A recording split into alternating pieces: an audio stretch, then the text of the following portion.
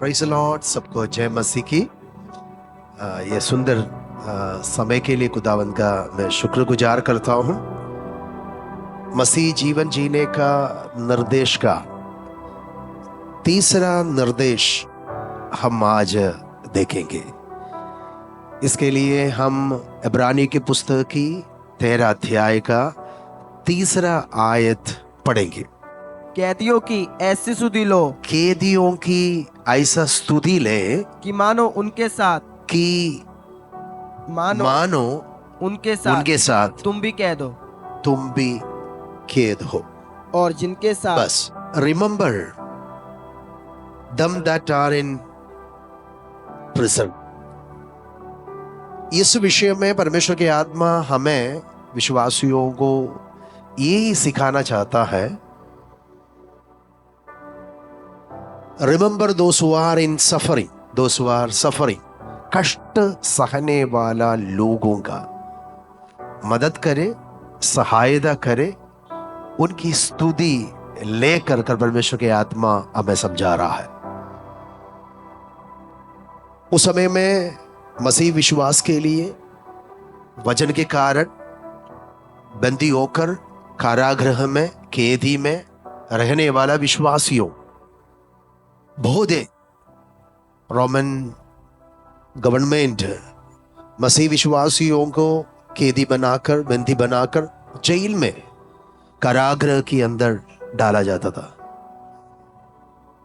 पवित्र आत्मा यह सिखा रहा है कि उसी लोगों को स्मरण करें। लेकिन उस वचन के अंदर आज हमें परमेश्वर की आत्मा सिखाने वाला एक बात ये है, जो दुख में है, कष्ट में है, क्लेश में है, हम स्तुति लेना है कर कर परमेश्वर की आत्मा में सिखा रहा है। दुख उठाने वाले की सहायता करना है, जिन्हीं को कोई नहीं है उनकी मदद करना है,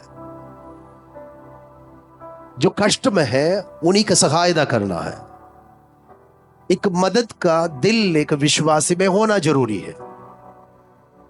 इसके लिए जब भी हम यीशु के बारे में पढ़ते हैं, यीशु का जीवन एक करुणामय जीवन था, वो करुणा निधान था, वो सबको सहायता करता था। हमेशा हम प्रभु यीशु का सेवकाई में यूं पढ़ता था कि ही मूव्ड विथ कंपैशन। करुणामय एक दिल प्रभु यीशु को था। इसके लिए यीशु मसीह ने जो भूखों को देखा उनको खिलाया, जिसके पास कोई नहीं था उन्हीं के पास यीशु गया, जो पीड़ित था उनकी सहायता किया, जो बीमार था उन्हीं का चंगा किया। दुख देकर, कष्ट देकर यीशु मसीह पीछे नहीं हटा। उनकी मदद के लिए, उनके सहायता के लिए, उनकी आवश्यकता पूरा करने के लिए यीशु आगे बढ़ता था। अब जब भी मरकुस की पुस्तक में आते हैं, मरकुस रचित सुसमाचार 8 अध्याय की दूसरा आयत में ये वचन ऐसा कहता है, जरा पढ़िए बेटा। हाँ, मुझे इस भीड़ पर तरस आता देखो, यीशु जब भी भीड़ को देखा उनको कंपैशन आया, तरस आया। क्या लिखा है? मुझे ये भीड़ को देखकर तरस आता है, क्योंकि यह 3 दिन से यीशु के पास आया हुआ बड़ा भीड़ को देखकर, 3 दिन यीशु के साथ बैठा हुआ उस बड़ा भीड़ को देखकर यीशु के मन में तरस आया, करुणा आया, दया आया। वो सहायता के लिए हाथ बढ़ा रहा है। वो भीड़ों को यीशु, उस वचन में हम नीचे पढ़ता है, एक बड़ी भीड़ को यीशु खिलाता है। वो भूखों को खिलाने का एक मन यीशु को था। मत्ती सुसमाचार में जब हम आता है, मत्ती सुसमाचार 14 अध्याय के 14 पद में उधर ऐसा लिखा है, उसने निकलकर एक बड़ी भीड़ देखी। देखो, एक बड़ी भीड़ देखी और उन पर तरस खाया और उनकी बीमारों को चंगा किया। यीशु मसीह का दिल सहायता का दिल था, मदद का दिल था, कंपैशनेट माइंड था, दया का एक मन, तरस का आने वाला एक हृदय। गुड शमरिटन का कहानी में हम वो ही पढ़ता है। अच्छे शमरी यीशु है कर कर स्थापित करते हुए वो कहानी को सिखा रहा है और समझा रहा है। आधा मुर्दा होकर सड़क में पड़ा हुआ उस व्यक्ति को याजक ने देखा, लेकिन तरस नहीं आया। एक लेवी उस मार्ग से गया, उनको तरस नहीं आया। लेकिन एक शमरी व्यक्ति वहां से गया, उस आदमी को देखा, उन मनुष्य को देखा, वो तरस गया, उतरा अपने वाहन से, उनकी सहायता किया। मसीह विश्वासी एक गुड समरिटन के समान है, एक अच्छे शमरी समान है। किसी के दर्द को देखकर, दुख को देखकर, उनके समस्या को देखकर आंख बंद नहीं कर सकता है। सहायता के लिए हमको आगे बढ़ना है।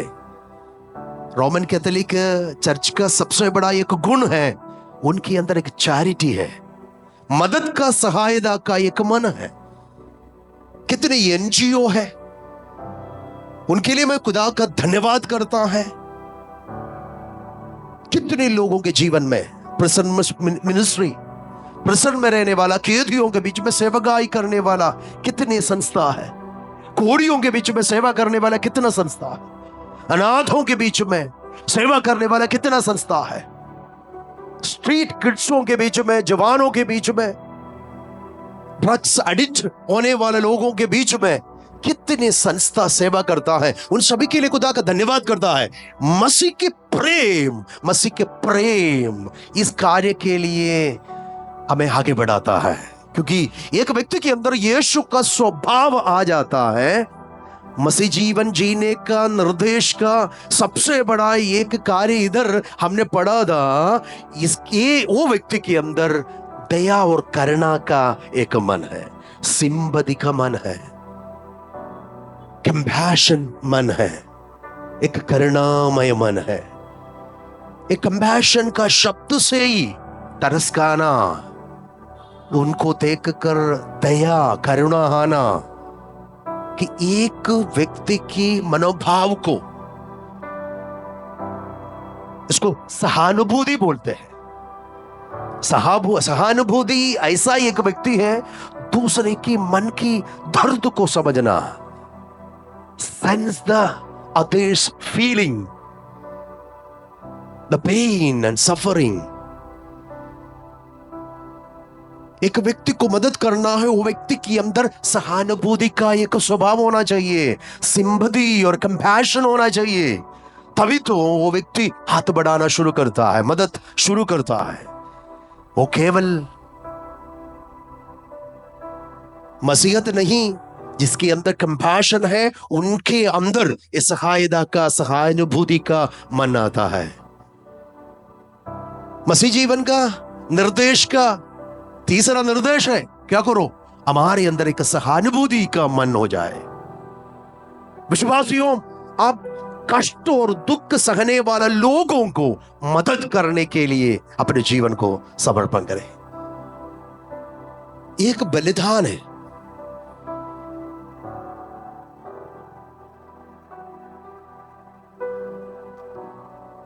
तीसरा अध्याय की 16 पद में, इब्रानी के पुस्तक में, उधर एक बात सिखा रहा है।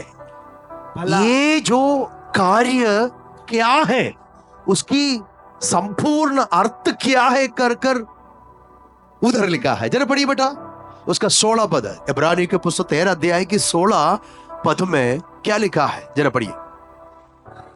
भलाई करना और उदारता दिखाना ना भूलो। उसके नीचे, क्योंकि परमेश्वर ऐसे बलिदानों पर प्रसन्न होता है। आप क्या बलिदान देगा, आपका आराधना क्या है, आपकी स्तुति क्या है?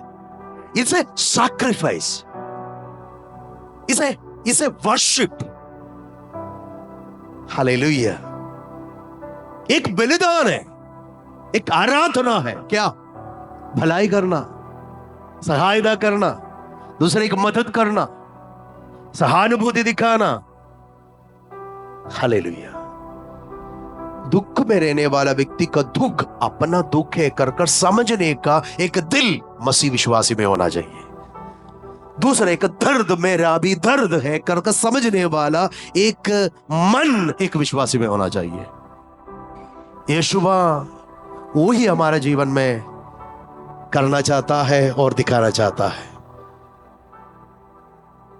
कितने लोग प्रभु से प्रार्थना करेगा कि प्रभु मुझे वो स्वभाव दे। मेरे मसीह जीवन के निर्देश में तीसरे बात परमेश्वर की आत्मा में सिखा रहा है, हमारे अंदर एक सहानुभूति का मन हो जाए। दुख उठाने वालों को दुख का सहभागी होकर उन्हें मदद करने का एक दिल और एक मन हो जाए। ये बलिदान आप करेगा, इस कार्य करेगा, विश्वासी आपको मिलने वाला प्रतिफल ज्यादा है। प्रभु इस प्रकार के बलिदान पर प्रसन्न होता है। यीशु मसीह के आगमन में उस प्रकार के लोगों को प्रतिफल ज्यादा है। उन्हें प्रभु सबाश वेल डन। जब मत्ती सुसमाचार 25 अध्याय में जब हम आता है 36 से लेकर जब भी हम पढ़ते हैं, यीशु अपने ढाई साइड में होने वाले लोगों से कहने वाला एक बात है। 36 से जरा बड़ी बटा। मैं नंगा था यीशु बोल रहा है, जब भी मैं नंगा था और तुमने मुझे कपड़े पहनाए। तूने मुझे कपड़ा बनाया। मैं बीमार था और तुमने मेरी सुधी ली। ली। मैं बंदीगृह में था बंदीगृह में था और तुम मुझे देखने आया। हाँ, तब धर्मी उनको धर्मी लोगों ने गुरु से मास्टर से पूछ रहा है, आप कभी नंगा था, आप कभी भूखा था, आप कभी खेत में था? तभी यीशु क्या बोल रहा है मालूम है? नीचे क्या लिखा बेटा?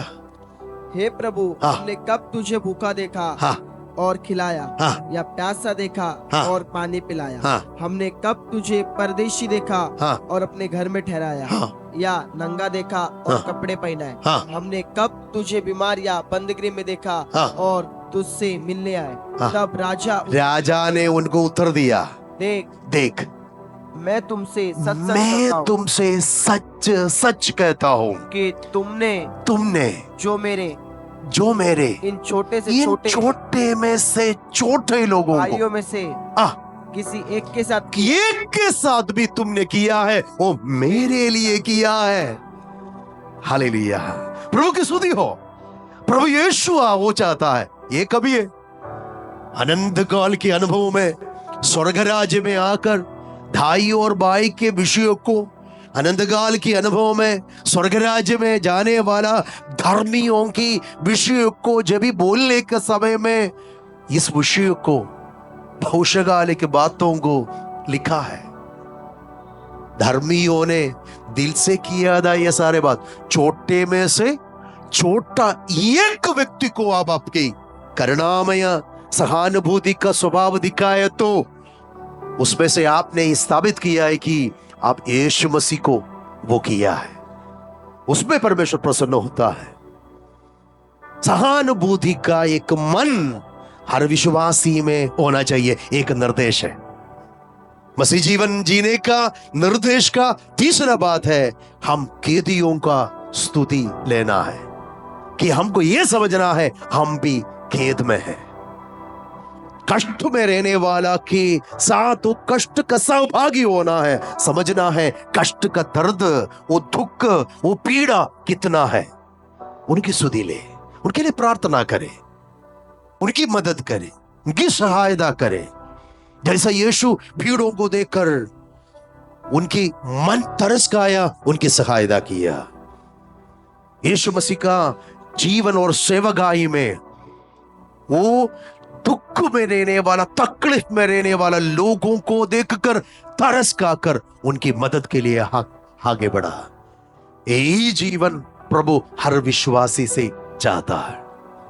इसके लिए परमेश्वर की आत्मा हम सभी को सहायता करे ताकि हम एक सहानुभूति का मन वाला बन जाए। God bless you all. Amen.